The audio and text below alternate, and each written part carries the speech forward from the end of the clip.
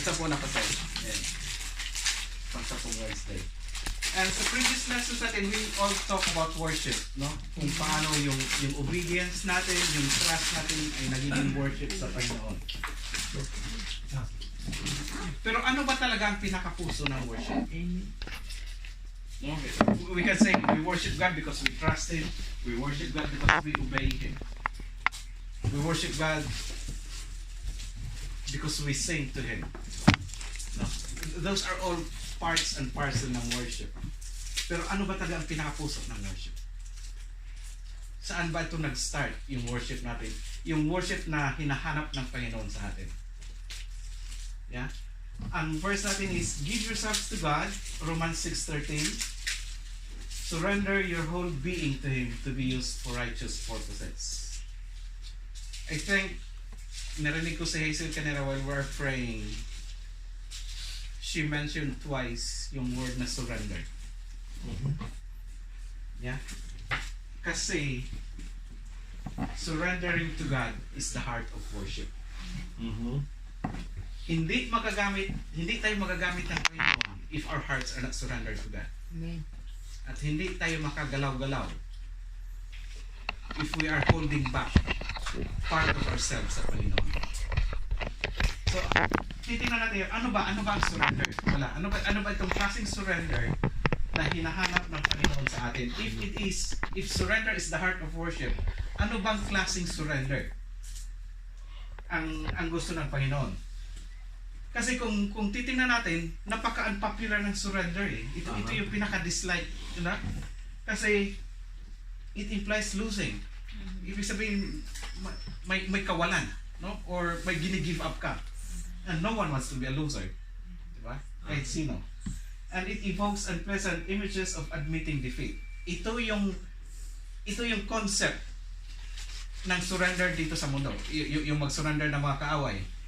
Yung sumurrender ng mga Mauti group because they lost power. Yeah? They held their hands up or they raised white flags kasi nag-surrender.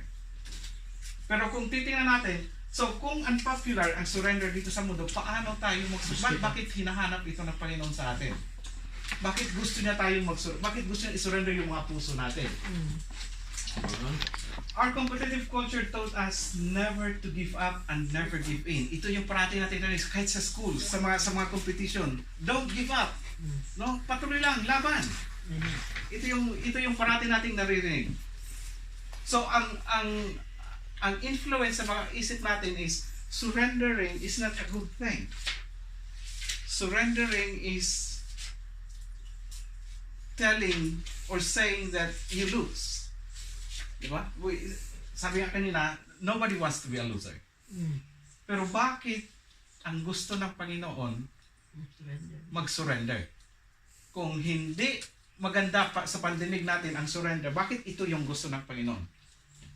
No? Ito na naman kasi yung sinasabi ni Pastor Noah na baliktad talaga ang mundo eh.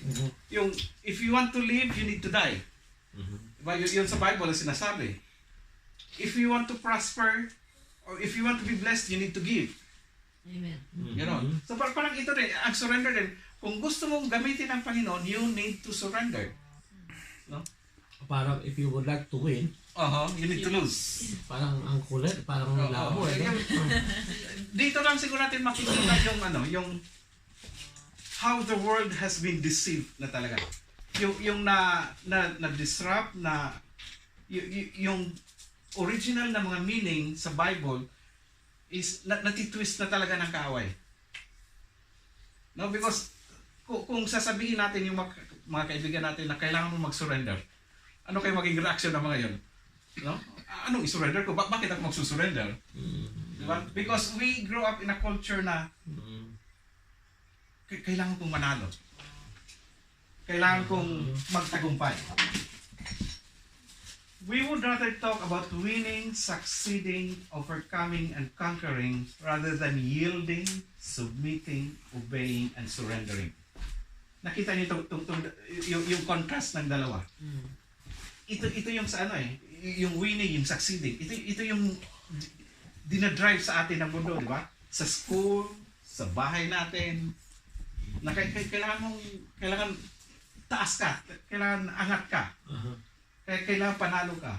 But we seldom hear, dito lang siguro sa church natin marinig, yung yielding, yung submitting, yung obeying and surrendering.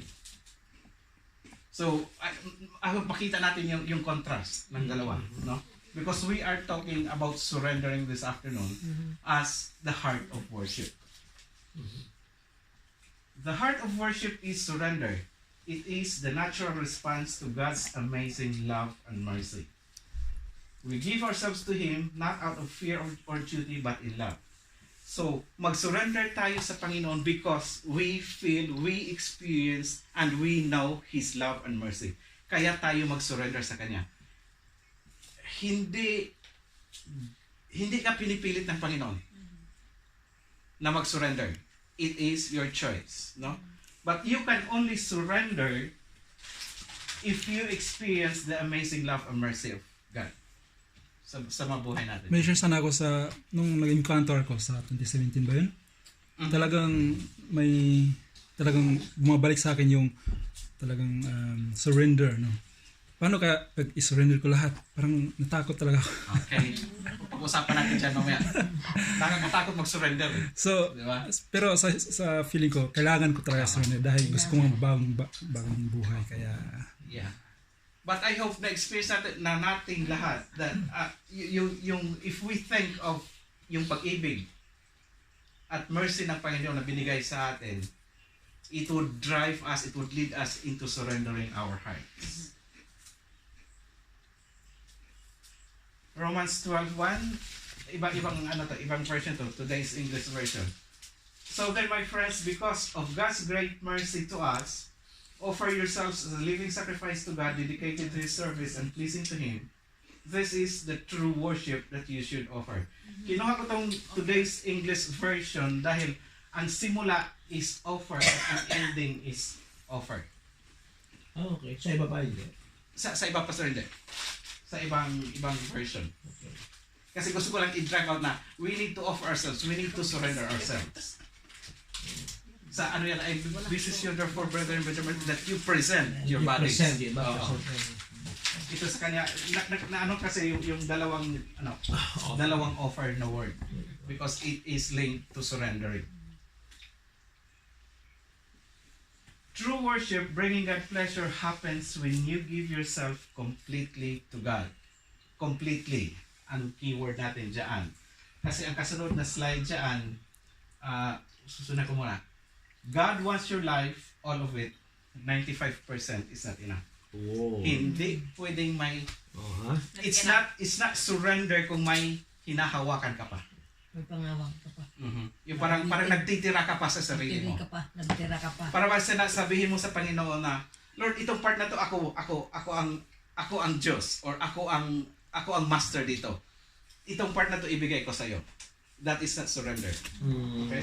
95% is not enough. God wants your life. And He deserves it. Kasi siya ang gumawa sa atin eh. Amen. Yeah, siya ang author ng life natin. Bakit hindi natin maibigay lahat? I'm not sure ano yung this act of personal surrender is called many things. Ito na yun, yung sa church. Yung consecration, making Jesus your Lord, taking up your cross, dying to self. Parati na natin narinig dito sa church. Yielding to the Spirit. But what matters is you do it, not what you call it. Amen. No? Kasi ewan ko, sa atin na lumaki, si Hazel, si Ate Yoli na lumaki sa church, nakailang dinig about surrender. No? Kung ano-ano nang tinatawag, ano-ano nang term ang ginagamit sa surrender. Ito na, yung mga example dito. Pero kahit ilang dinig pa natin, kahit ilang sermon pa marinig natin about surrendering, if we do not do it, wala pa rin mangyari. We can call it any name we want.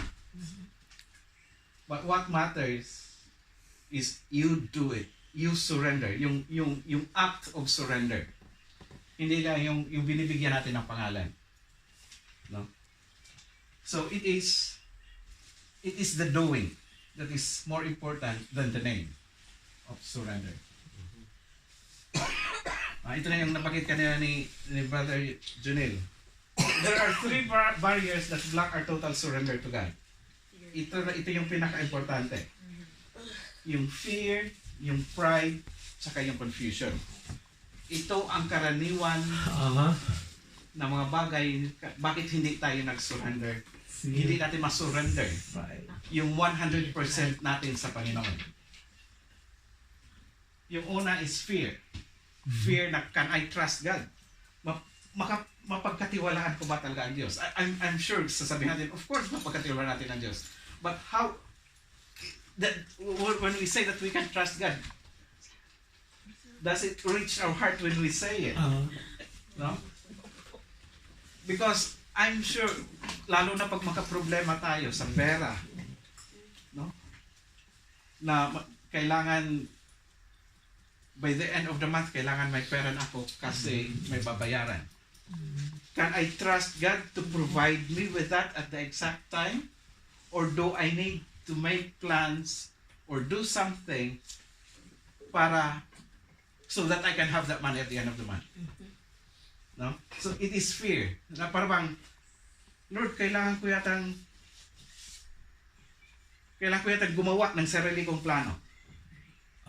I need to do something para ma-realize or makuha ko itong kailangan ko at a certain day.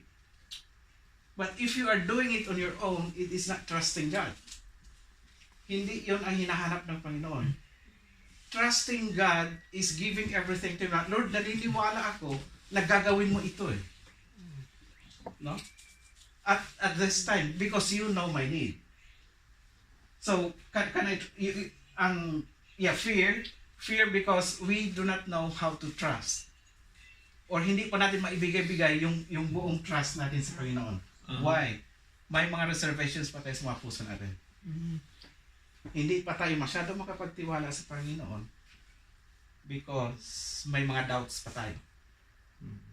Na kung hindi naman ako kikilos, wala rin mangyari eh. Or hindi kaya po, may mga wants. May mga wants. Na yung want na yan ang na hindi mo alam na hindi pala yun ang gusto ng Panginoon. Yeah? Ipipilit mo lang yung want. Yeah. Kaya lang, paano nga maridevelop yung trust kung hindi mo siya susubukan di ba? Yeah. Magandang tanong yan ni Pastor. Paano natin i-develop yung trust natin para makapag-surrender tayo? Ang kasunod na dyan, fear keeps us from surrendering but love casts out all fear. The more you realize how much God loves you, the easier surrender becomes. Amen. You can trust God because you know that He loves you. Amen. Hindi ka makapag-trust sa Panginoon kung hindi ka sold out na mahal ka ng Panginoon. Amen. Kahit dito sa mundo, di ba? Paano mo i-trust yung tao kung hindi mo alam na mahal ka niya? Di ba? So, para makapag-trust ka sa Panginoon, you need to be assured na mahal ka niya. Mahal ka ng Panginoon. Hindi ka makapag-trust sa Kanya kung may kulang yan eh. Or yung understanding mo, yung concept mo ng pag-ibig ng Panginoon sa iyo is hindi tama. You need to realize kung gaano kalaki ang pagmamahal sa iyo ng Panginoon. Saka ka pa makapag-trust sa Kanya. Then kung may trust ka na sa Kanya, saka ka pa makapag-surrender. Okay? So I just want to list down ko na ito yung mga verses kung paano mo malaman na mahal ka ng Panginoon. So mga pala nakakaya pala sa Panginoon na human speaking, para bang madali nating ibigay yung trust natin in a wider sense kahit yung sarili natin to the human simply because we know that that person loves us. Pero kay Lord, ang hirap mo ibigay yung sarili mo. Yeah. I mean, Yung trust mo. yung trust mo. Oo. Pero sa tao, madaling ibigay ang trust. Lalo na sa, halimbawa, kung babae ka, may boyfriend ka, parang madaling mo ibigay yung trust mo.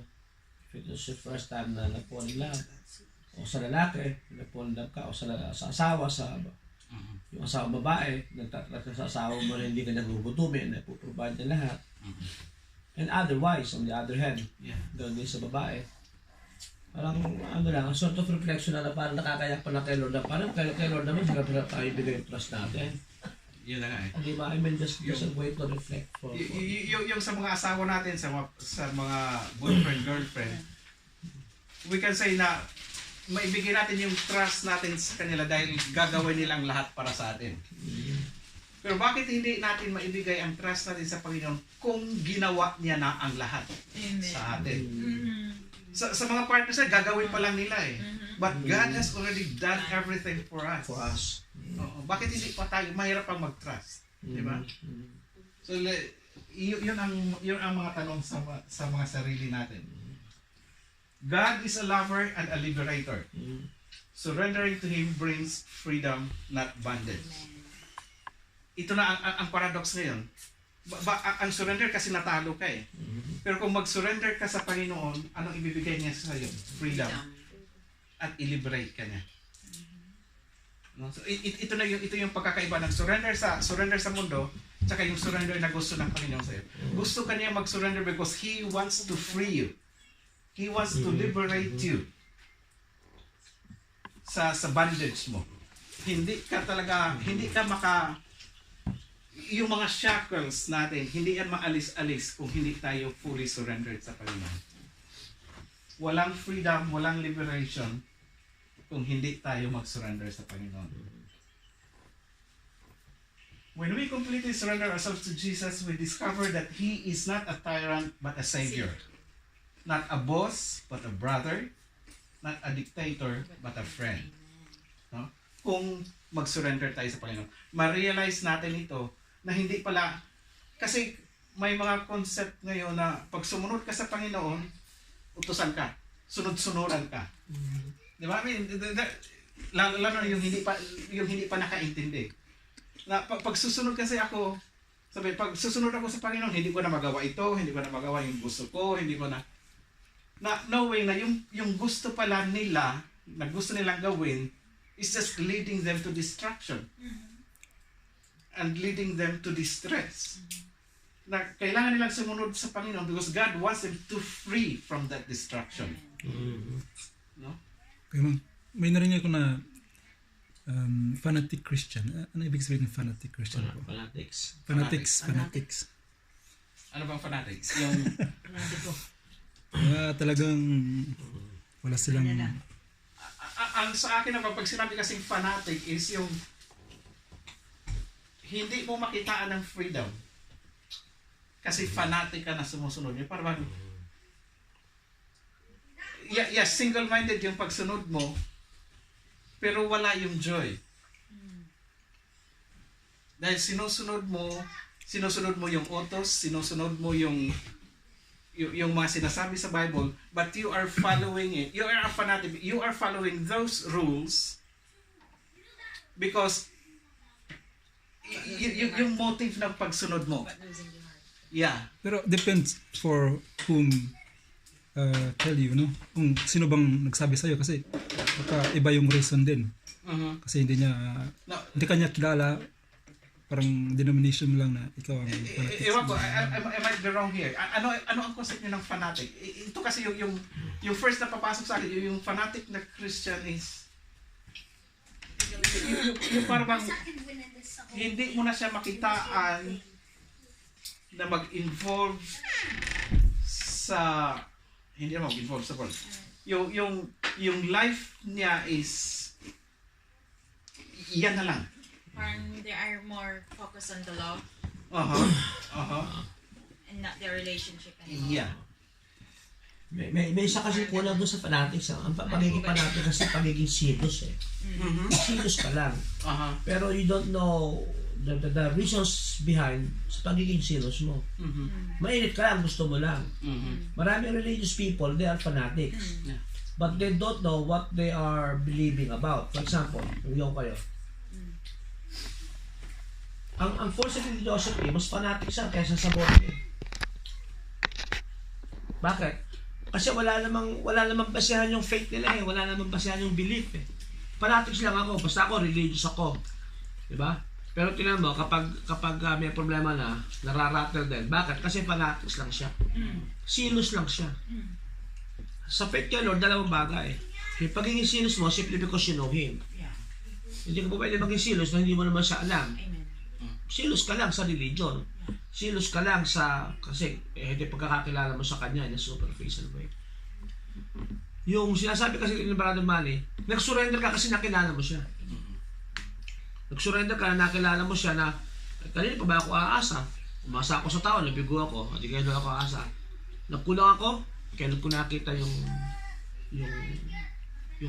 kakulangan. Kailan ko nakita yung complete. Yung zealousness, baseless belief siya eh. Ano ko nyo? Gusto ko lang, religious lang ako, gusto ko lang gawin ito. Religious. Oo. Basically, yung fanaticism ay mayari turo mo sa religiosity siya. At maraming zealousness, daig tayo. Maraming religious, daig tayo. In terms ng commitment. Born again, balanse sana. Kaya lang, in terms ng zealousness, bumibitin. Bakit? Kasi we try naman to rationalize knowledge at saka obedience. Knowledge, obedience. Knowledge, zealousness. Ito kasi puro zealousness eh. Ito na lagi nilang hahawakan. Nakuha, di ba? Tayo, binabalansin natin hanggang sa bandang huli. Ang problema naman sa atin ngayon, na mga Bible-based, ganito naman. Yung zealousness mo, tinatry mong gawing legalistic. Biblical ba yan? Ganito bang ganyan? Nakuha dyan? Nakuha, di ba? Medyo nababaw. Para bang kumisan, nako-question mo yung obedience mo, yung surrender mo, because you try to rationalize it basically. Kung ano yung alam mo. Okay. Dapat balancing yan para ka nagdadrive niyan. Yung gas at saka yung clutch at saka yung gas, dapat balancing yan. Tama po ba? Yung isa purely obedience. Yung isa purely knowledge. Paris is purely knowledge. Alam nila law. Okay? Kahit sa madali sa law, alam nila. Yung namang religious, basta gusto nila lang, sumunod sila. Basta sila, makadiyos sila. Hindi nila alam kung tama pa ba yung pagiging makadiyos nila o hindi. Dapat dalawa bagay. Zealousness ka, at saka sana yung zealousness mo, ito yung maganda sasabi ni Brother Manny. Yung zealousness mo, resulta kasi nakilala mo siya. Amen. Surrender. Nakuha niyo mo ba? Nandito kayo ngayon kasi alam nyo, di ba, Sunday, pag-usapan natin Sunday, o kaya ay yung pag-gigib. Nag-gigib ka kasi alam mo hindi ka naman talo eh. Nagpupunta ka ng church kasi alam mo hindi ka talo. Bakit? Kasi kilala mo siya. Marami nagpupunta naman doon, nagiging silos tayo, hoping, baka sakali, i-bless tayo. Zealousness. Tama ba? Yung mga Pharisees naman, hindi naman susunod yan hanggat hindi nakasulat. Purely, dogma. Dogma person, obedience persons. Pero dapat balance. I don't know if I can simplify it. Yung fanatic Christian kasi sabi ni Brother Junel. Fanatic from the word fan. So, fan ka ng Christianity. Yeah. Yeah. Fan ka ng isang idol, ng isang artist. So, sinusunod mo siya, hinahangaan mo siya. You can be a fanatic Christian but you don't have a relationship with God. Yeah. Posible yan. Kasi yung nakikita mo lang. Di ba? Yung nakikita mo lang sa Christianity ang nagustuhan mo. That's why you become a fan of Christianity. Anyway. Hindi tayo dapat fan, ano? Oo. Dapat mas malalim kasi relationship. Follower tayo. Okay. So okay na tayo doon? Fear ang unang-una na rason bakit hindi tayo makapag-surrender sa Panginoon. Next is pride. Admitting our limitations. Bakit? Madalang yata nag-admit na may limitation tayo. We don't want to admit that we are just creatures and not in charge of everything. Andito yung papasok yung gusto nating i-control eh. Gusto natin gawin lahat. Kahit hindi natin kayang gawin. No? Because we cannot admit na creatures lang tayo eh. There is a God na mag-control ng lahat, hindi tayo. Pero being we are fallen creatures, yung human nature natin, we are being ito yung pinapasok sa atin eh. ng flesh natin. that we need to control, we need to do things. Yeah? Kailangan natin, we need to know na ito yung limitation ko. At kahit may limitation ako, pupunuan yan ng Panginoon. Hindi ako ang kikilos, hindi ako ang gagalaw, but it is God. There is a God who created me, therefore, ang Panginoon ang may control ng lahat. Ewan ko kung may mga example dito. The oldest temptation, you'll be like God. Di ba? Yung sa Genesis, yung sinabihan si Adan. Pagkakainin mo ang prutas, you will be as wise. You will have the wisdom that God has.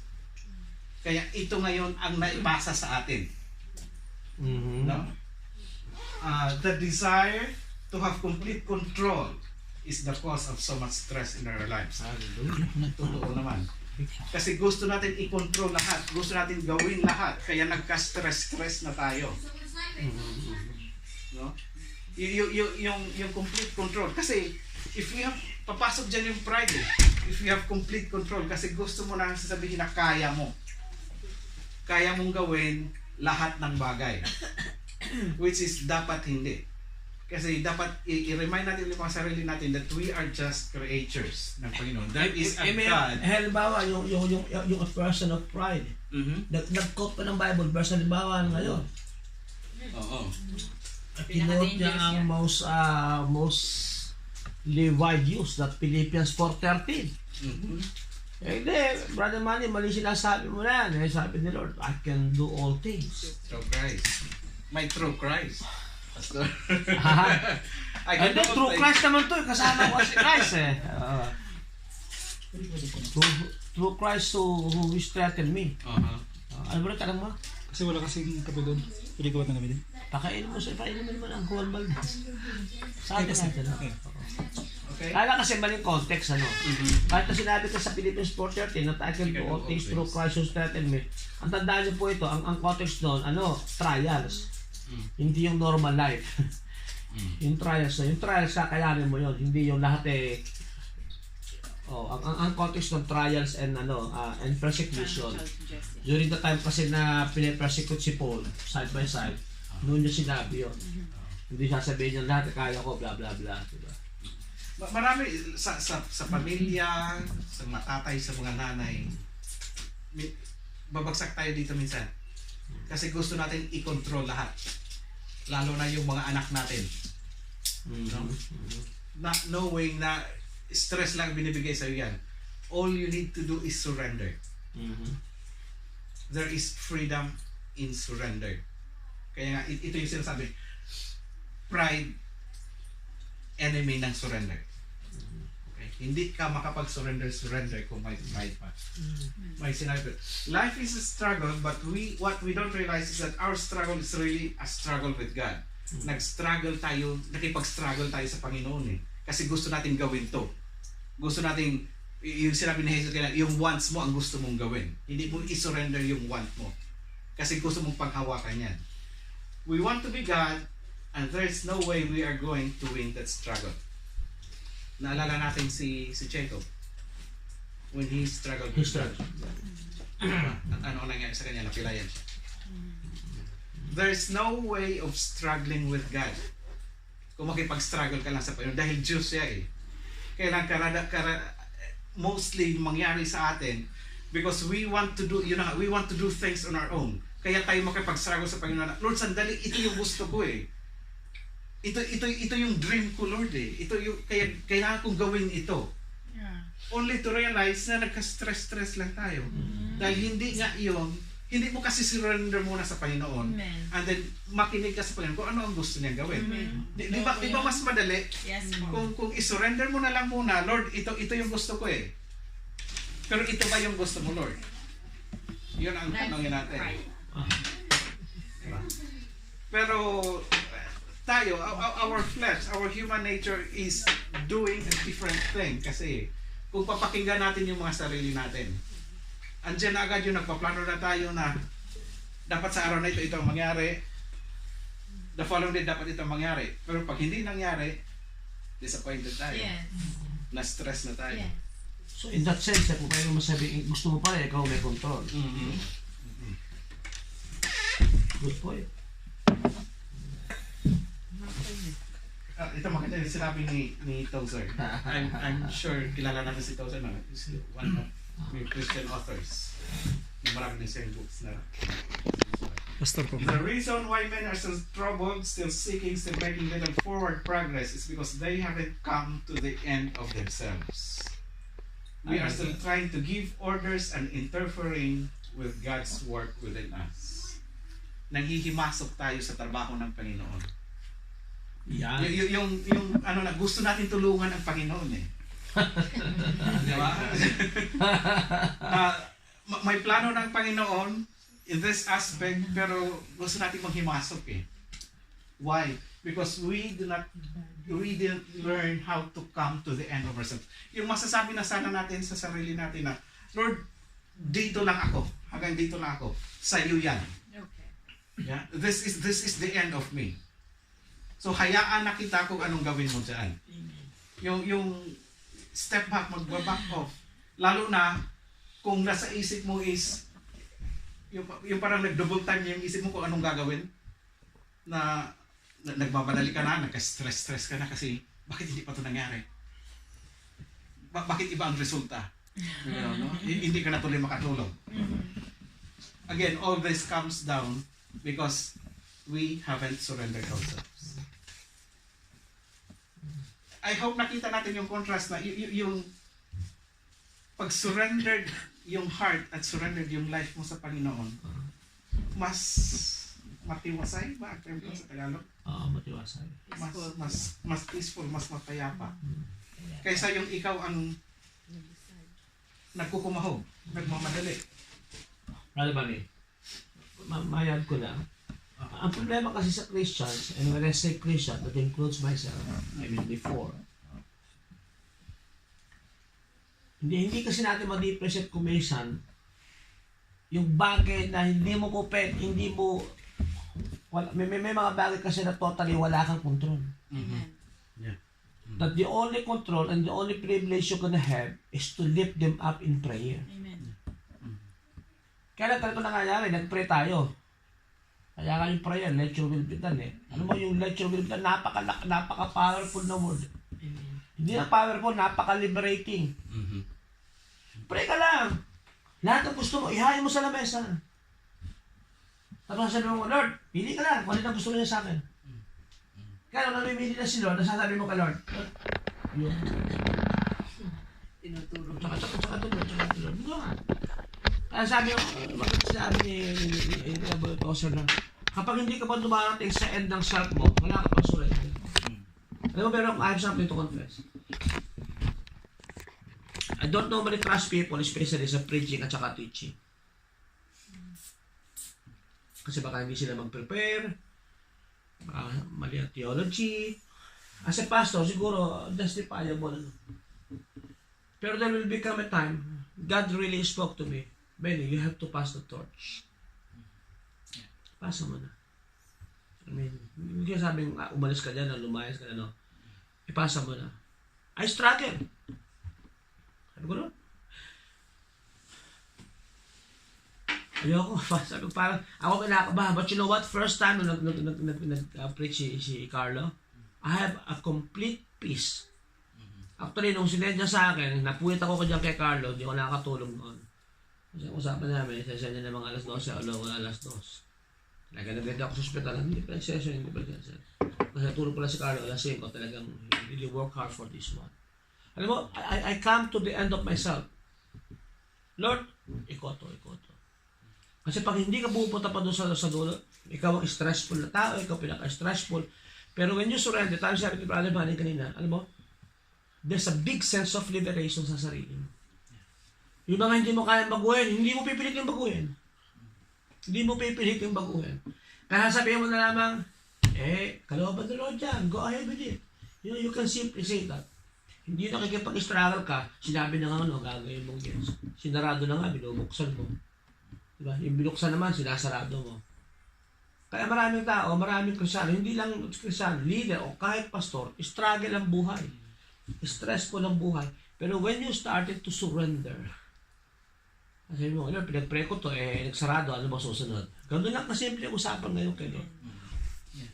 Ito sinarado mo, Lord, ay magbubuksan ka pa ba? O wala na. Just let me know, Lord, dito lang ako, lang kita. Napaka-liberating. Napaka-stress relieving. Tama ka talaga yung sinasabi niya. Tayo lang nagpapahirap sa mga sarili natin. Maganda ang plano ko na magaan ang bigay natin. Pero tayo ang nagpapahirap. Anyway. Again, ito. We are not God and never will be. Hindi talaga tayo pwede maging Diyos. We are humans. It is when we try to be God that we end up most like Satan who desired the same thing. Kasi yun ang gusto ng Satanas. Kaya nga siya nalaglag, di ba? Gusto niyang pantayan ng Diyos. Hindi talaga pwede. Kaya lang ilan sa mga tao ang gusto maging Diyos. Unknowingly. No? Why? Hindi marunong mag-surrender. Hindi marunong i-give up kung ano. So let's try to be, i-examine lang natin mga sarili natin. Kung ipipilit ko ba ito, am I becoming more like God or am I becoming more like Satan? Pag ipipilit ko yung gusto ko. Diba? It is when we try to be God. Yung ipilit natin yung gusto natin. Na ito dapat ang mangyari. Hindi yung gusto ng Panginoon na mangyari. We accept our humanity intellectually but not emotionally. When faced with our own limitations, we react with irritation, anger, and resentment.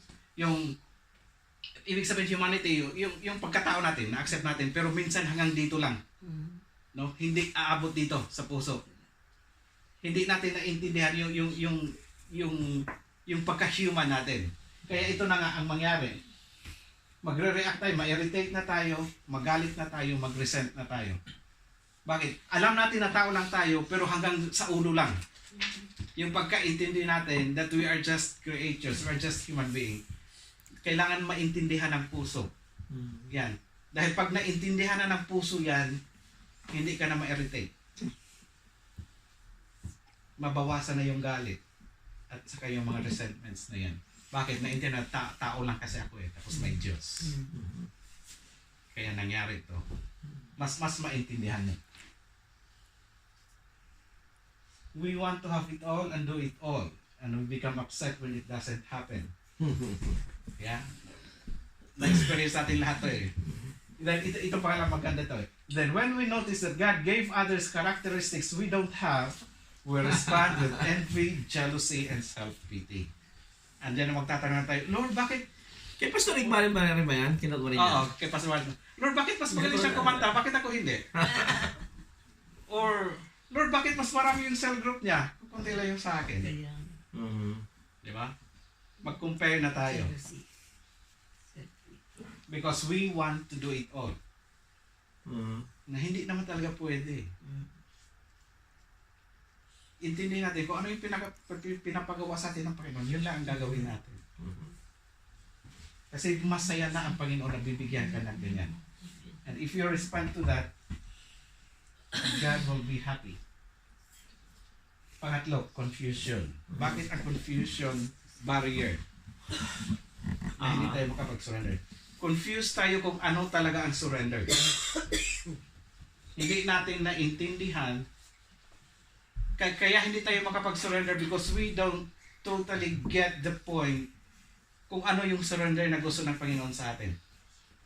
Kaya yung unang mga slides na parang I would lose something if I surrender. At hindi yun, kung intindihin natin, parang hindi maganda pakinggan, di ba? So we'll try to dig deeper kung ano talaga ang surrender.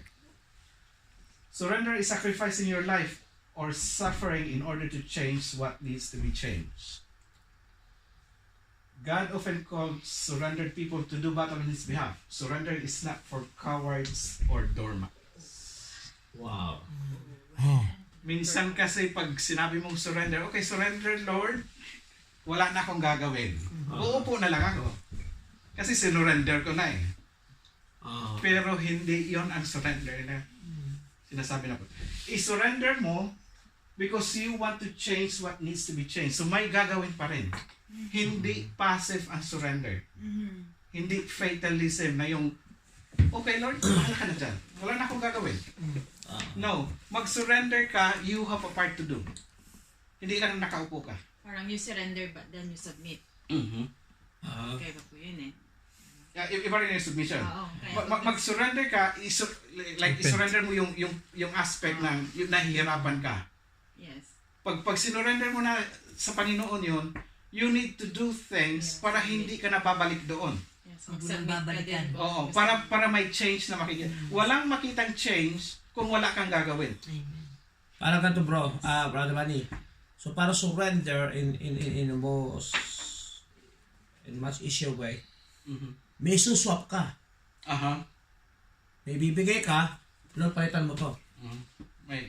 Oo. O, palitan mo. May babalik. O, may babalik ka. Kaya kung minsan yung ikakaswap mo, maaaring masasaktan ka, maaaring madidevalue ka sa pananaw ng tao. Yeah. Kasi may sinuwap ka eh. Halimbawa, yung, ano bang ano ito? Halimbawa, fear na lang. O kaya, pride na lang. Surrender mo yung pride mo. Eh sabi nila, hindi ko na basta aalisin yung pride. Papalitan ko ng humbleness. Kaya lang, for me to check your humbleness, sorry ka. Yes. Kasi may suswap. Diba? Yeah. Kasi hindi po pwedeng may alisin si Lord na wala namang ipapalit. Sa intercession, tinuturo natin yan eh. Bago kayo mag-invite ng Spirit of God, magkasap muna kayo ng Even of Spirit doon sa tao, sa sitwasyon o sa lugar. Kasi hindi po pwede pumasok yung Espiritu ng Panginoon kung may nag-ahari doon. Sa atin din pala, ganun din. Sa surrender, it's a new learning. So sa surrender, meron kang isusuko at willing kang tanggapin kung ano ibibigay na kapalit. Yes. Amen. So, those who do not learn to surrender are the cowards. Bakit? Ayaw nilang mapalitan yung dapat palitan. Yan. Kaya hindi nila i-surrender. Uh-huh. Tumawag dyan. Okay lang, Jo? Medyo, ano po, Ano po yung... nakaintindihan, pero Magtanong lang kung may question ka. kasi hindi pa po sabi yung complete surrender. Okay. You have to do something. Paano ba po pa talaga susurrender mo? Pag nahihirapan ka lang ba sa nangyayari na sa buhay mo, doon ka pala magsusurrender or surrender mo completely lahat kay God? Paano mo masasabi na kailangan mo na mag-surrender lahat para sa Kanya? I hope Sa akin po. Aha. Kasi nga, hindi ba po nagsisimba ako sa church every Sunday, pero kailangan ko nang isurrender yung Sunday ko para makapagsimba talaga ako na hindi pag Okay. Yeah. So, I have to do something else para mapalitan yun. Okay. Siyempre po kailangan pa rin natin ng pera sa buhay natin. Yeah. And I have to do something para may surrender ko talaga yung Sunday. Which is confusing kung paano po talaga natin i-surrender sa Kanya lahat-lahat. Kung kailangan mo rin, Kumita. hindi po, kailangan mo may gawin talaga na ibang bagay. Okay. Kagaya ng Sunday. Opo. Kagaya ng Sunday. Pero po sa akin kasi, I will sacrifice na kahit piyat ako, kailangan kong magsimba kasi I'm learning. So, I need to learn something para maintindihan ko talaga kung paano ko i-surrender kay God yung buong-buo kong pagkatao. Praise God. So, What a noble. nakukumpis pa rin po ako kung paano mo sasabihin talagang makakapag-surrender ka kung mahihirapan ka ba o ititrust mo lang lahat-lahat kay God yung buhay mo. Pero sabi niyo nga po, kailangan may gawin ka pa rin. So, hindi ko naiintindihan kung ano po yung gagawin mo? ano po ba talaga yung surrendering na sinasabi niyo? Sige, brother Manny. Okay. Sabi ko kanina, surrendering is not passive. It is active. It's not fatalism na yung sasabihin mo na yun na, wala na lang akong gagawin. Kasi sinurrender ko naman sa Panginoon. But hindi. Yun na, i-example natin yung Sunday mo. na gusto mong i-surrender? Or is it, gusto mo ba na i-surrender yung Sunday? Pero there is something holding you back. Bakit hindi mo ma-surrender yung Sunday? Okay. Ganun. Kasi, na-surrender ko na yun eh. Tapos biglang may pagsubok na dumating sa amin. Direct-claim, kumbaga lang. Okay. Tapos biglang na ano ulit. So, Hindi ko kailangan ma-surrender. kunin ulit. Opo, ni-reclaim ulit. Aha. Paano mo sasabihin na kailangan mo ba talaga i-complete the trust na lang kay God lahat? Kung may kailangan ka talaga mo. Yun na nga, ang sabi kanina, yung hinahanap sa atin ng Panginoon is complete, total surrender. Sabi nga, 95% is not enough. So, kung i-surrender mo ang Sunday mo, allow God to do something on that Sunday. Minsan mahirap, ano bang gagawin ni Lord? No, kailangan ko naman talagang pumasok. Pero actually po, sa totoo lang, may answer naman na sa akin si God dyan.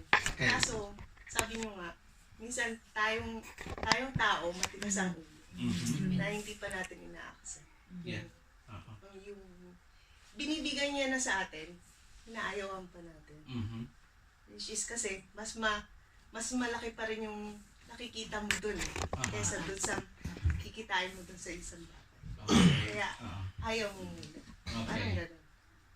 May answer na si God, pero Ayaw mo pa? Ayaw Ayaw mo pa? Ayaw pang i-give up? Hindi po nag-give up ko naman. Kaso, ayaw pang tanggapin ang answer ni God. may parang urong sulong talaga. Meron ka pa rin hesitation. Pero yung complete surrender na po, paano mo masasabi na ano ba yun? Pag nahihirapan ka na talaga or isusurrender mo completely lahat-lahat? I hope huwag na natin intay na mahihirapan muna tayo bago tayo mag-surrender. I mean, that's...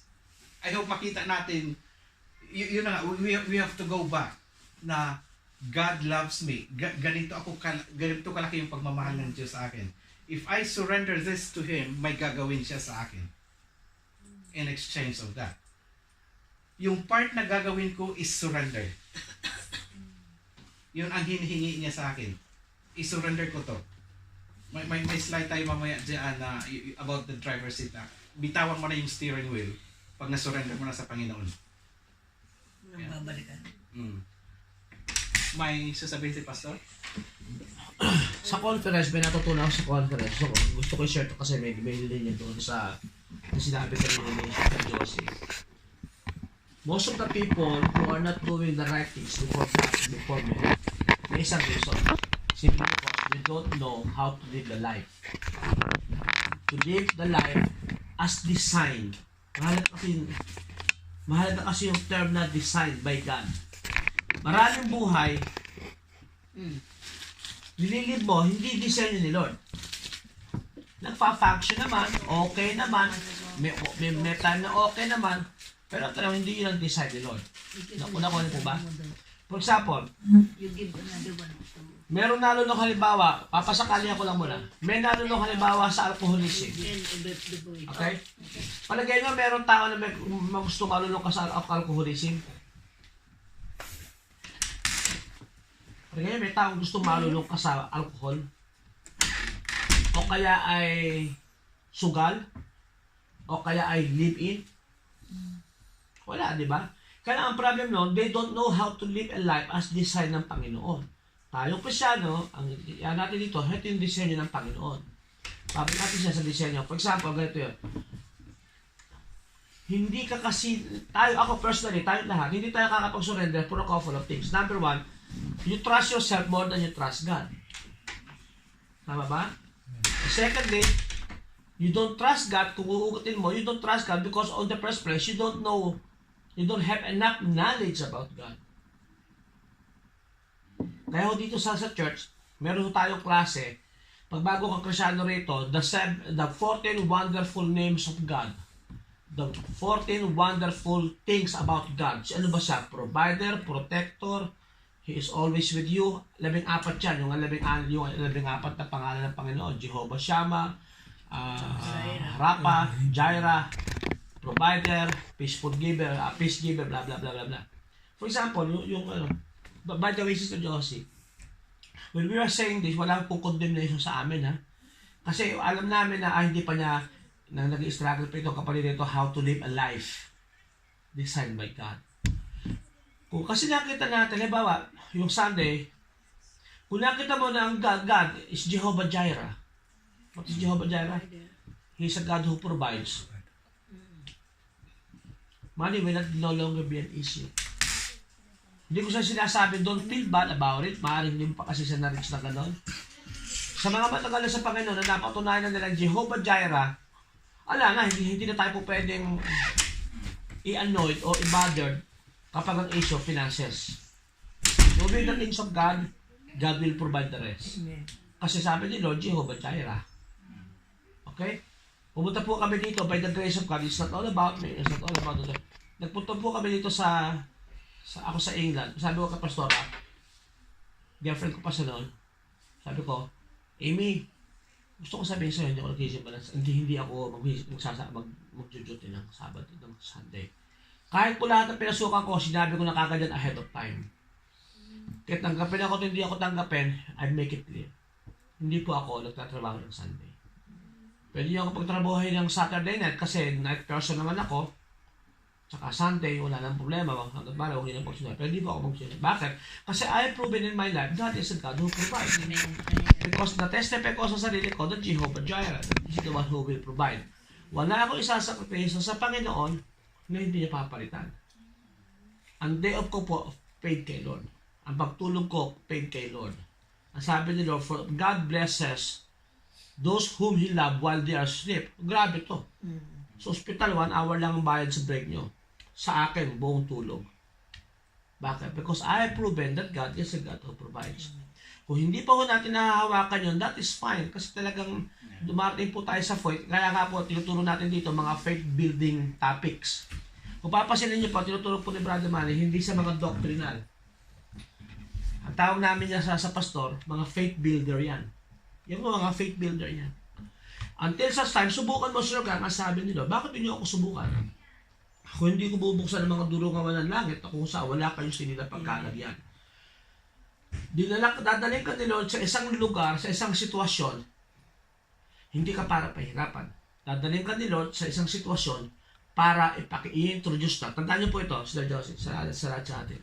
Kapag dinala ka ni Lord sa isang difficult situation, hindi ka para pahirapan. Tandaan niyo po ito.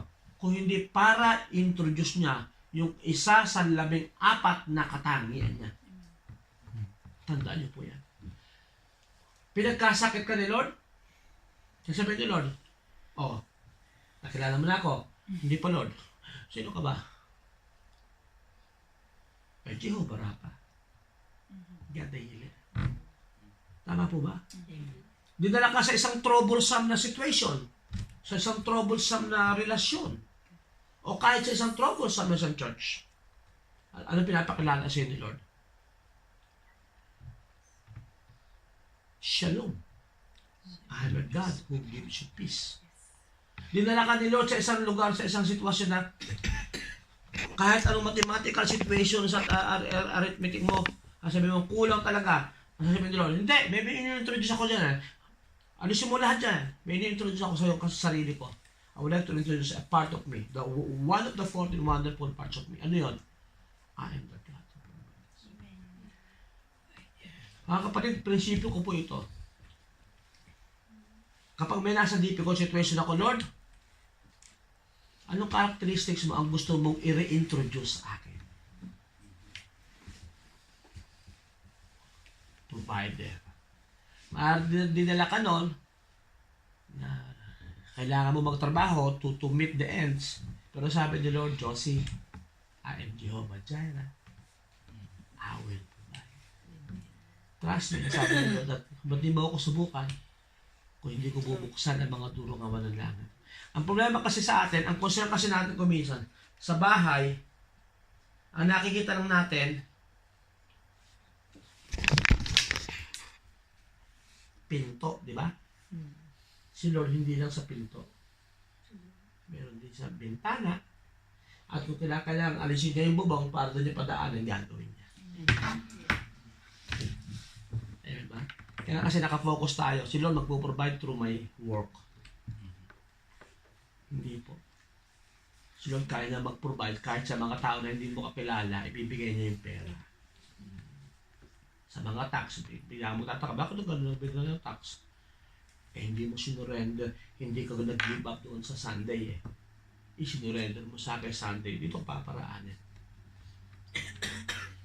Good testimony po sa bahay po namin. Sabi ko, darling, basta tayo, hindi tayo magtatrabaho ng Sunday, kahit anong mangyari. At kung ikaw magtrabaho ka ng Saturday or Sunday, huwag ka mangangatwiran sa akin the following day, ay puyat ako, nakakaya kay Lord. May lakas ka sa work, wala kang lakas ka sa church. Sa amin po, dalawa yun. Hindi po sa inyo lahat yun. Kasi hindi po niya pakaya.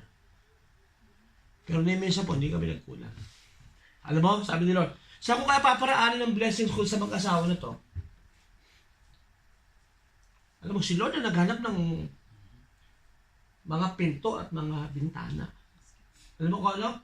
Hindi ko kami nag-advertise ng border. Pero minsan, hindi ko kami nagkulang ng border sa bahay. Hanggang sa bandang huli, wala na kaming kwarto, may nagtatanong pa. Gusto nyo kayo papatirahin, toilet. Bakit kasi, totoo sabi ni Lord, wala kang silid na pagkalagyan. Yung silid na pagkalagyan, literal, naramdaman namin. Bakit? Because I have proven God is a God of proven. Kasi na-surrender natin. It's not all about me and Pastora. Don't ever think that way. It's all about me. Subukan natin.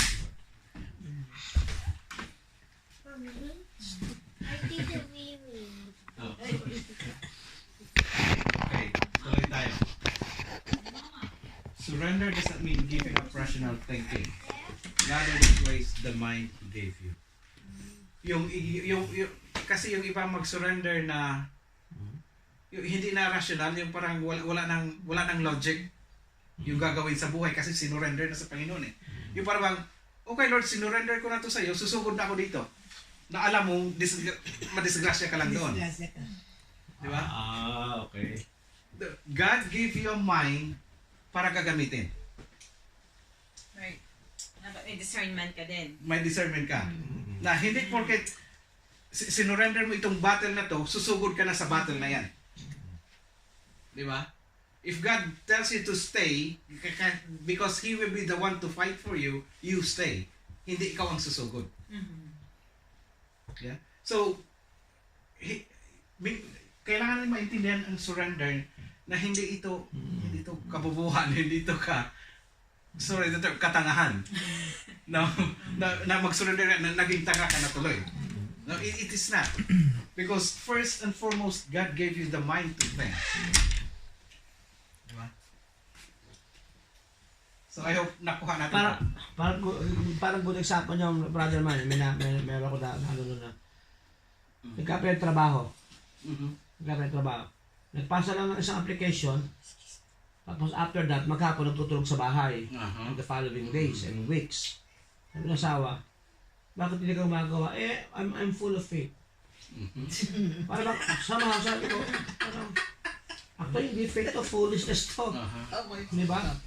Pasa ka lang ng pasa, di ba? Tapos sabi mo, Lord, kung saan? Ikaw ang mag-usap. Hindi, pagkapasa ng isa, bahala ka na, Lord.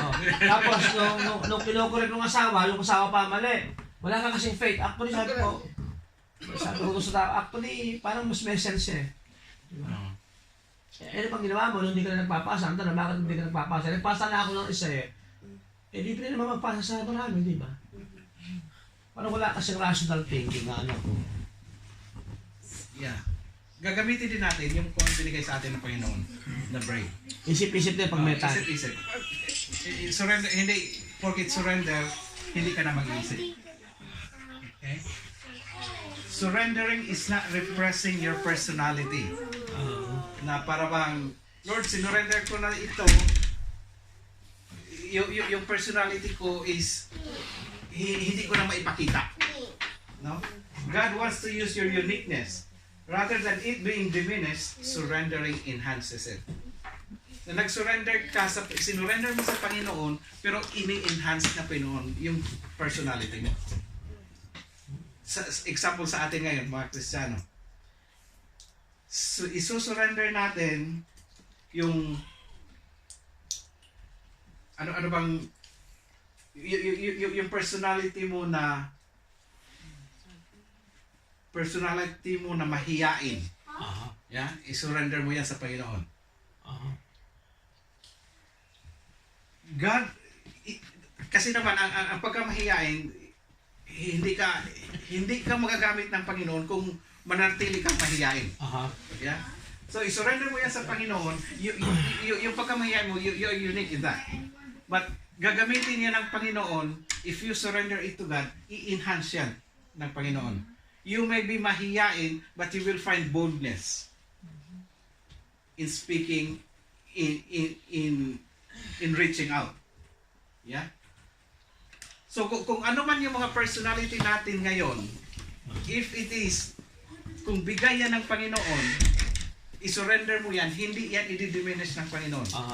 I-enhance yan. Makikita yan ng mga tao. At yun ang pagkakitaan na ito unique personality ng tao na ito, ginamit ng Panginoon for His glory. Ano ba yung mga personality natin na ano ba yung mga personality natin na na-surrender natin sa Panginoon but pinalaki niya? Talkies.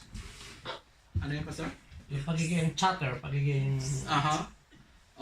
Chatty. Chatty. Yeah. Yeah, that's a unique personality, pastor. That's unique. Hindi lahat merong ganyan. Hindi mo naman po pwede mawalang, hoy, tumigil ka, Kristiyano ka na, tahimik ka na. Hindi naman, di ba? Yeah. Pero yung pagka-chatty mo, magagamit yan ng Panginoon for His glory. Maging chatty ka for the glory of God. Amen. Diba? Okay? Okay tayo. The more, si C.S. Lewis, kay ano naman to. The more we let God take us over, the more truly ourselves we become. Magiging tunay ka kung i-surrender mo ang sarili mo sa Panginoon. Because He made us. Sabi niya, it is when I turn to Christ, when I give up myself to His personality, that I first begin to have a real personality of my own. Nagkakaroon siya, mas nakilala niya yung sarili niya nung sinurrender niya yung sarili niya sa Panginoon. Dahil mas naintindihan niya. Pwede pala yun. Kaya wala naisipin yun eh. So ang kagandahan na sinabi ni C.S. kung i-surrender natin yung mga sarili natin sa Panginoon, mas makilala natin yung mga sarili natin. At mas satisfy tayo dahil alam natin na ang Panginoon ang gumawa sa akin. Itong personality na ito, bigay ng Panginoon. So mas maintindihan mo yung sarili mo. Napakaganda, no? Kasi dati yung surrender para kang nababawasan eh. Pero ang pag-surrender sa Panginoon, nadagdagan ka eh. Which is paradox, napaka-contrast. Halimbawa, Kuya Mang, yung mga given talents, no? Pag sinurrender mo na ang buhay mo kay Lord, kailangan magiging sensitive ka. Minsan kasi yung passion mo ay from God's will. Pero minsan ayaw mo nang ipapadevelop. So, kailangan magiging aware na ito yung pinapagawa ni Lord sa'yo. Kailangan ipadevelop mo to para malago ka. Yeah. Madidevelop ka. Kasi noon, kasi surrender mo. Yung mga passion ko kasi noon, parang passion lang, walang pangarap. Ayaw kong ipapadevelop. Pero since dito sa church, may mga challenges, no? Akala ko hindi ko kaya, pero minsan parang kinukuha ko yung challenge minsan naka-level naman, naka-update. Si Judy nga, mahilig ka sa video. Sige, mahilig ka sa video. Alita, ikaw mag-video. Diba? Mahilig ka sa picture. Tsaka training ground na po yun. At ma-enhance ka talaga, madagdagan. Kung ano man yung nasa iyo, surrender mo. Surrendering is best demonstrated in obedience. Surrendered people obey God's word even if it doesn't make sense. Diyan pumapasok po yung kanina na surrender, hindi lang dapat passive, dapat active din. Kaya po yung pag nag-surrender ka, binigay mo, may gagawin ka din. Yung gagawin mo is to obey. Obey. Yung dun sa, magsasubmit ka dun sa will niya ngayon. I think, ang kasunod may mga example tayo. Ito yung fully surrendered is a trust. Example natin si Abraham. He has a surrendered heart. Hindi niya alam kung saan siya dadalhin. Pero sumunod siya. At ano ang nangyari sa kanya? Na-bless siya lalo. No? That is where. Hindi niya alam kung saan niya dadalhin si ano eh. Si Isaac, para kung saan niya i-offer eh. Pero sumunod siya. Because he trusted. He trusted the Lord. Si Hannah, ito yung nanay ni Samuel na pinagkabalan na siyang baliw sa kadadasal niya. Na Lord, bigyan mo ako ng anak. Hindi niya alam kung kailan ibigay, pero patuloy siya na nanalangin. Binigyan siya ng anak. Hallelujah. Because she trusted God. Kahit gaano katagal siyang nananalangin, kahit ano pa yung pangungutya ng mga tao sa kanya, patuloy siya. Si Mary, how? Yung tanong ni Mary na, paano kaya ito mangyari? Magbuntis ako, Immaculate. oo, ng anak ng Diyos, pero posible naman akong patayin dahil nabuntis ako na walang asawa. So how would it happen? Pero she trusted God. At ano ang nangyari? Hanggang ngayon may Jesus Christ tayo because of her trust. Amen. Then si Joseph, hindi niya alam. Bakit ba ito nangyari, Lord, sa akin? Bakit ba ako andito sa, ano ba yun? Sa yung sa Balon. sa balon. Balon. Bakit ako nilaglag dito sa balon? Ano ba? Ano bang rason? Lord, bakit ba ako inaccuse nitong asawa ni Potiphar? Wala naman akong ginawa. Di ba? Lord, bakit hindi sinabi nung baker ba yun? Yung nasa jail? Bakit hindi sinabi doon sa Pharaoh para maalis ako dito? Maswelto. Yeah. Pero all the while, nag-trust siya sa Panginoon at ano ang nangyari sa buhay Hallelujah. niya? Praise God. Inangat siya Amen. because nakasurrender. Yes. Nakasurrender yung buhay. You know you are surrendered to God when you rely on Him to work things out instead of trying to manipulate others, force your agenda, and control the situation. You let go and let God work. Instead of trying harder, you trust more. Hallelujah. Napakagaan. Napakagaan. Instead na Trust ka. instead na yung pinipilit natin yung sarili natin para makuha yung gusto natin, ang solusyon lang pala doon is surrender mo sa Panginoon. Surrender. Hallelujah. Praise the Lord. Trust. Ano Manny? Yan. Nakaka-encourage lang, ano? I mean, baliktad mga olive bro. Hindi ko maunawaan yung kanina. I mean, yung sabi nyo din. Oo. Saan ba? Yeah. Sabi ko, surrendered people obey God's word even if it doesn't make sense. The truth of the matter, marami ka naman talaga kakaharapin ang hirap ipaliwanag eh. Yes. Di ba? Isipin nyo ha, reflect na tayo ng konti. Okay na ba? By the way, you don't need to finish bro. Yeah. Makapanood tayo. So, lang na ito, basta. The truth of the matter, nung mula nakakilala ka kay Lord, ang tanong mo to, lahat ba ng ginagawa mo make sense at saka kaya mong ipaliwanag in the first place? Hindi naman eh.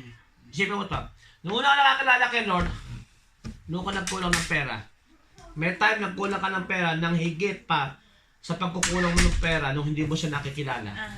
Ha? May mga pagkakataon, may situation dyan, yung buhay mo mas gumulo at one point. Yes.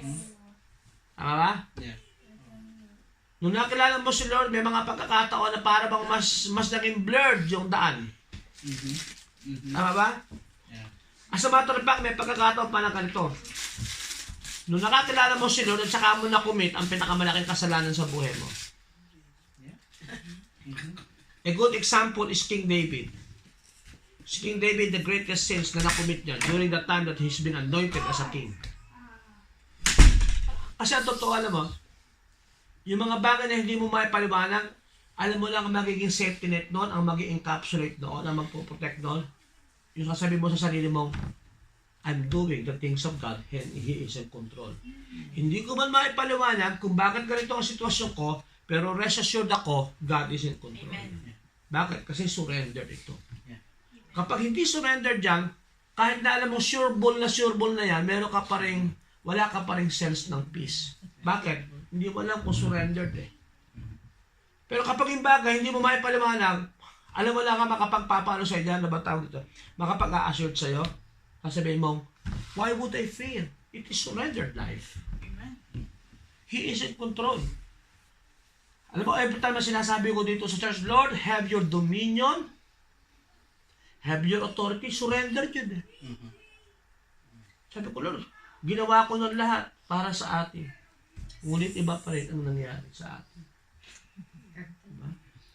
Tama ba? Pero kapag sinabi mo, Lord, ginawa ko ng lahat, ay, ano pa bang gagawin ko? Karamihan, simple lang, lahat, palpak. Hindi ko na Lord ang basta speak lang through me, through us. And we will just follow. Ano, napaka-liberating. Amen. As a pastor, as a church, as a family man, as a wife, Lord, bigay ko ng lahat eh. Diba? Ngayon to Lord, kung magkakapalpak ito, ikaw pa rin ito, pero hindi pa rin ito palpak. Hindi ko na naunawaan. Pero hindi nangangahulugan, not only, it doesn't mean that simply because I don't understand, it is wrong. No. No. Probably, I just don't understand. Pati, pa-understand mo na sa akin, Lord. May bagay na hindi mo na unawaan ngayon. Maaari sa inyo ngayon, may bagay kanina unawaan mo na nakilala mo si Lord. Pero makapag-a-assure lang sa'yo, surrendered life yan. Don't worry. Yeah, kung titignan natin mga apat na ito, yung pinapagawa ng Panginoon, pinagawa sa kanya, it doesn't make sense eh. Yeah. Kung titignan natin sa mata ng tao, di ba? Yung kabaliktaran ng kung anong dapat gawin ng tao sa kanilang lahat. Pero ginawa nila. And alam natin kung ano naging resulta. Saan ba tayo? Okay. Surrender yourself to the Lord and wait patiently for Him. Amen. Ano dito? Kasi ito yung ano kanina, na yung tayo na ang gagawa ng paraan para makuha natin yung gusto natin. Pero ang sinabi ng Panginoon, wait patiently for Him. Maghintay tayo ng panahon niya. Kasi gagawa at gagawa siya. Yun na lang. Minsan, masyado tayo namamadali. Nagiging impatient tayo sa mga gusto natin. Kaya hindi natin makuha ang gusto ng Panginoon. Tayo lang talaga napapahirap sa mga sarili natin. Okay. Ano translation ba? CWT ba yan? God's Word Translation. Sabi ko lang, yan. And you know you are surrendered when you don't react to criticism and rush to defend yourself. Amen. Hallelujah. Ito na yung madaling mag-react. No? Yung kasarap kasi mag-react agad pa, lalo na pag may nangungutya, no? Kasarap i-defend yung mga sarili natin.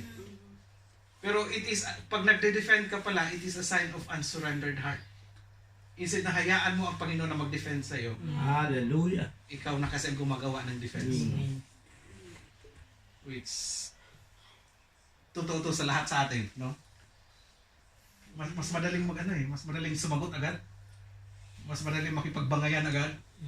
Di ba? Para lang ma-defend yung sarili mo.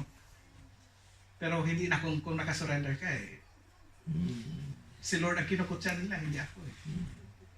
Di ba? Then, surrendered heart show up best in relationships. Yan sa mga relationship. You don't edge others out, yung manunulok ka ng iba, itutulak mo yung iba. You don't demand your rights, and you aren't self-serving when you are surrendering. Amen. Hindi ka na magde-demand. Kasi alam mo, ang Panginoon ang nakakontrol sa lahat. Kunti na lang yata. Alam natin to. Money, most difficult area to surrender for many people. Kasi, Lord, kailangan ko mag-retire eh. Kailangan ko mag-ipon. Para, yung gusto mong i-envision sa sarili mo na dapat sa ganitong panahon, ganito na yung ipon ko, ganito na yung Na-save mo. na-save mo or nabili mo o nakuha mo na gusto mo para sa sarili mo. Yun ba talaga ang gusto ng Panginoon para sa iyo? instead na isurrender mo yung future mo, gumagawa ka na ngayon ng para sa future mo, nahihirapan ka tuloy sa buhay mo ngayon. Yeah. Why? Dahil hindi, yung future natin hindi nakasurrender sa Panginoon. Yun. Ayan. Wow. May, okay, supreme example of surrender is Jesus. Alam natin yan, yung prayer niya. Father, everything is possible for you. Please take this cup of suffering away from me, yet I want your will, not mine. Ito yung klaseng surrender na in-example sa atin ni Jesus Christ. Yung sabi nga ni Pastor kanina, napakalaki yung word na, let your will be done. Kasi nga, surrender nga yung sino-surrender mo.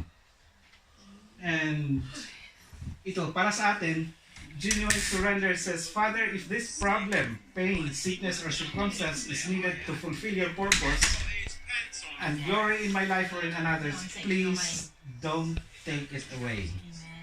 Lord, kung itong sakit ko na ito ay makapag-glorify man lang sa'yo, sige na, tatanggapin ko na. Kung ikaw lang ang mapapurihan. Kung ano man yung mga circumstances sa buhay ko ngayon, if this is necessary to fulfill your purpose, tatanggapin na natin. And surrender is hard work. In our case, it is intense warfare against our self-centered nature. Kahit si Jesus Christ, in example, he is, supreme example. When he surrendered himself, ano nangyari? He sweat blood. Dahil mahirap. Pinakita niya sa atin na ang surrender na hinahingi na Panginoon is mahirap. No, dapat maintindihan din natin ito. Na hindi lang sinasabi mo na, Lord, isurrender ko na ito tapos na.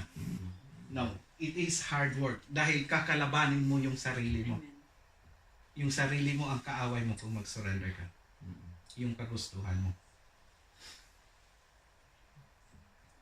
Blessing of surrender. Bilisan natin. First, Pastor kanina. Yung isang, peace. Ito, Job 22-21. Huwag na tayo magpag-away sa Panginoon. No? Kung gusto natin ng peace. Kung gusto natin ng blessing. Pangalawa, freedom. Offer yourself to the ways of God, and the freedom never quits. His command sets you free to live openly in His freedom. Nabanggit na natin ito kanina. If we surrender ourselves, we are liberated sa Panginoon. And God's power in your life. Yung mga temptations, mga problema, kung nakasurrender yan sa Panginoon, kayang-kaya ng Panginoon. Amen. Pero hindi mo kakayanin yan kung ikaw. Amen. Ikaw lang. Yeah. So, makikita yung power ng Panginoon sa buhay mo kung nakasurrender. Amen. Ito, yung isang story sa Bible, yung stunning defeat of Jericho ni Joshua. Bakit naging ganon? Because before siya pumunta, sinurrender niya muna yung mga plano niya sa Panginoon. Before nangyari ang victory sa Jericho, before bumagsak yung wall ng Jericho, it is because nanalangin muna siya at sinurrender niya yung plano niya sa Panginoon. So surrender doesn't weaken you, it strengthens you. And surrender to God, you don't have to fear or surrender to anything else. Kasi pag nakasurrender ka na sa Panginoon, yun na ang ultimate na surrender eh. Wala ka nang ibang pagsusurrenderan pa eh. Kasi nakasurrender ka na sa Creator, sa most powerful na gumawa sa'yo. So hindi mo na kailangan mag-surrender pa sa iba. Dahil nakasurrender ka na sa Kanya. Amen. Alam natin yung story ng Jericho, diba? Yung bumagsak na wall. And surrendered people are the ones God uses. Ilan ang nanalangin sa akin, Lord, use me. Gamitin mo ako, Panginoon. Pero nakasurrender na ba tayo? Minsan magtatanong, bakit hindi pa ako ginamit ng Panginoon? Because may mga areas pa sa buhay natin na hindi pa natin na-surrender. And let's remember, ang gagamitin ng Panginoon ay yung nakasurrender sa Kanya. Nothing is more powerful than a surrendered life in the hands of God. Kasi gagamitin at pagpalain ka ng Diyos kung nakasurrender ka. Everybody eventually surrenders to something or someone. Ito yung mangyayari sa atin eh. Na at some point in our lives, may pagsusurrenderan tayo eh. Dahil sa mga circumstances sa buhay natin. If not to God, you will surrender to the opinions or expectations of others. Yung parang nakikinig ka na kung anong sinasabi ng iba. Doon ka na, sinusunod mo na yon. Kung ano, ito yung mga taong codependents sa psychiatry na dapat kong gawin to para masiyahan siya. Kasi ito yung opinion niya. Diba? Isang case ito sa ano. Yung ibang tao na ang tinitingnan mo. Then, expectation. You can surrender sa pera. Yung ikaw na ang minamanduhan, ikaw na ang kinokoman ng pera. You can surrender yourself to resentment, to fear, or to your own pride, lust, or ego. Ito ang mangyari kung hindi tayo nakasurrender sa Panginoon. Kasi darating at darating ang panahon na kung hindi tayo May second Holy Spirit sa katauhan niya Tisemi para sa ingat tayo ano. Kasi Nagagalit na. Mag-aawal kayo ngayon. na kung hindi nakasurrender yung mga buhay natin sa Panginoon, darating ang panahon na sa ibang bagay tayo magsusurrender. Which is nakakatakot. You are free to choose what you surrender to, but you are not free from the consequences of that choice. So pwede ka mamili kung saan ka mag-surrender.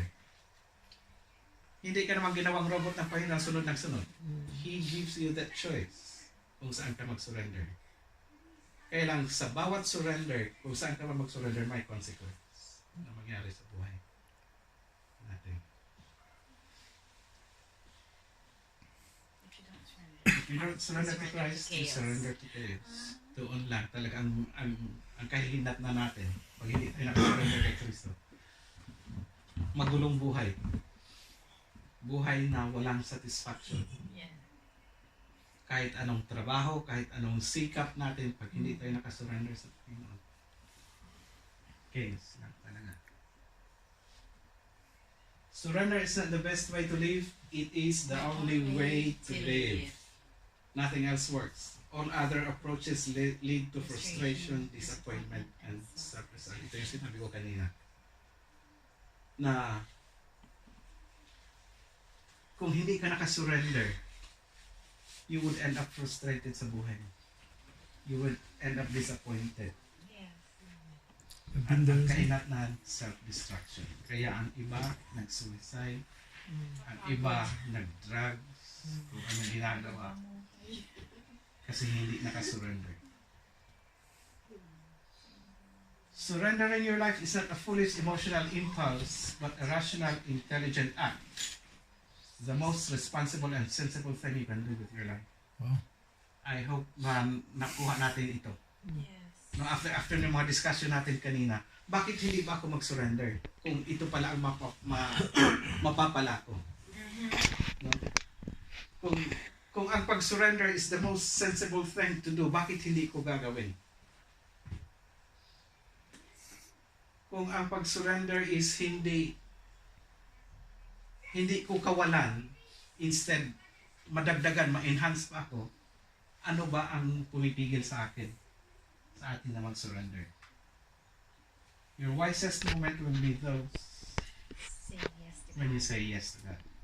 I'm sure may naka-experience na sa atin dito. Amen. That it is when you say yes to the Lord, doon mo nakita Yes, Lord. Yes, kung Lord. gaano katulad mo ang Panginoon at gaano kalaki yung kapangyarihan niya. All because you say yes. Sometimes it takes years, but eventually you discover that the greatest hindrance to God's blessings in your life is not others, it is yourself. Sarili mo. Yourself, stubborn pride. Mga personal ambition. Ito yung nagpapaano sa atin. Yun pala. You cannot fulfill God's purposes for your life while focusing on your own plans. Hindi ka talaga magamit-gamit ng Panginoon kung may nakafocus ka sa Lord. Kung hindi ka nakafocus sa Kanya. So, titingnan natin yung mga sarili natin. We need to examine ourselves. Lord, ako ba ang reason bakit hindi mo ako mag-bless? Sarili ko ba ang naging hindrance? Huwag na tayo maghanap sa iba pa kung ano-anong excuse ang gagawin natin na hindi natin matanggap yung blessing ng Panginoon. If God is going to do His biggest work in you, it will begin with surrender. Kung gusto mo magpagamit sa Panginoon, surrender. Give it all to God. Your past regrets, your present problems, yung mga problema natin ngayon, your future ambitions, your fears, dreams, weaknesses, habits, hurts, and lives. Kailangan ma-surrender natin ito lahat.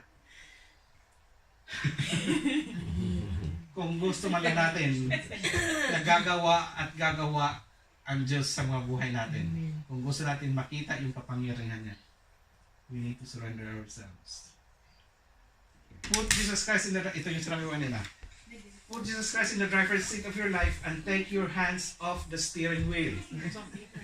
Don't be afraid. Nothing under His control can ever be out of control. Amen. Huwag ka nang matakot na kung anong mangyari. Kasi kung ang Panginoon ang may control niyan, kontrolado yan ng Panginoon.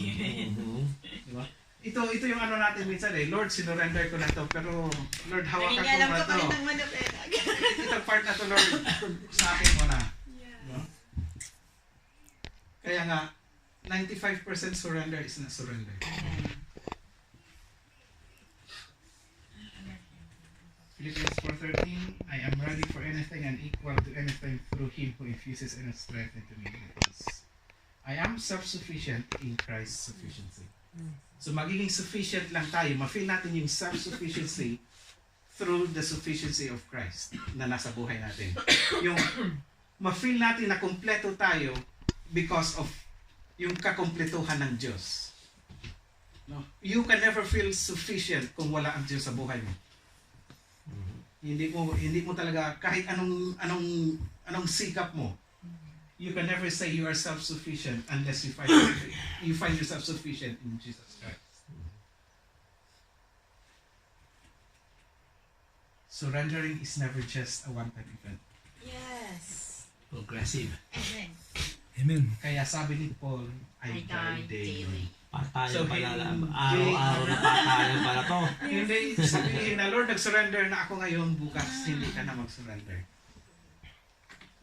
Bakit kaya?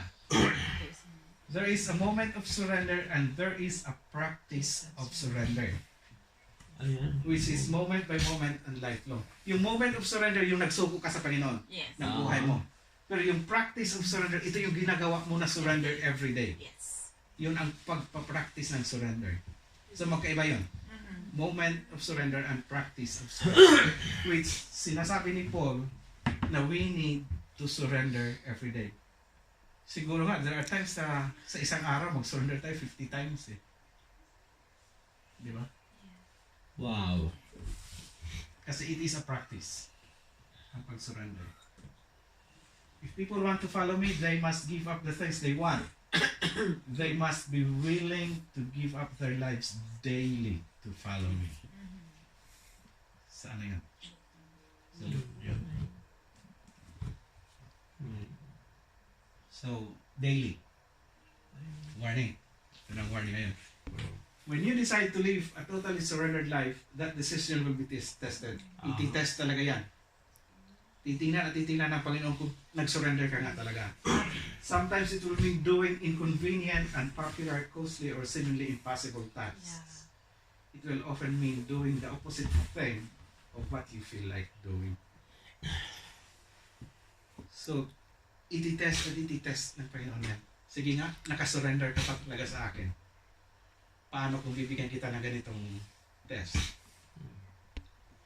Masasabi mo pa bang nakasurrender ka sa akin? So, hindi madali ang pag-surrender. Hindi yung sasabihin mo lang.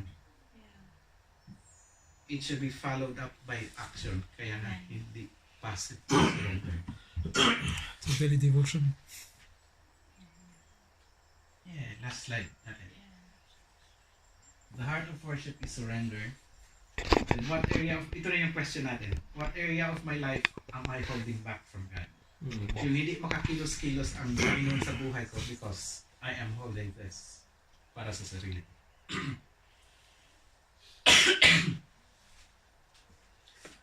Okay? So I hope we covered Punta pa na. yung surrender na ano. Yeah. Na huwag natin isipin na madali ang surrender. Pero hindi siya madali, pero na-require sa'yo ng Panginoon. All because He wants to bless you. Kasi ang surrendered life means a blessed life. Hallelujah. Hallelujah. Gusto-